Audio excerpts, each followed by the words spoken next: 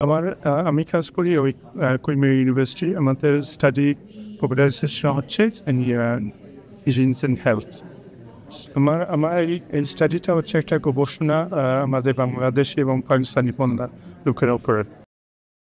দেখা যাচ্ছে দুর্ভাগ্যবশত আমাদের বাংলাদেশি অন্য লোকের তুলনায় 3 থেকে 4 গুণ বেশি অসুস্থ।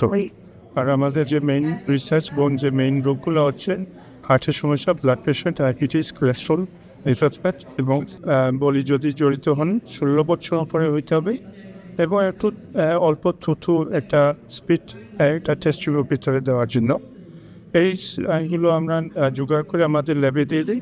আরও আমাদের সায়েন্টিস্টরা ওরা এই স্যাম্পলের উপরে ওরা মানে রিসার্চ করে, গবেষণা করে।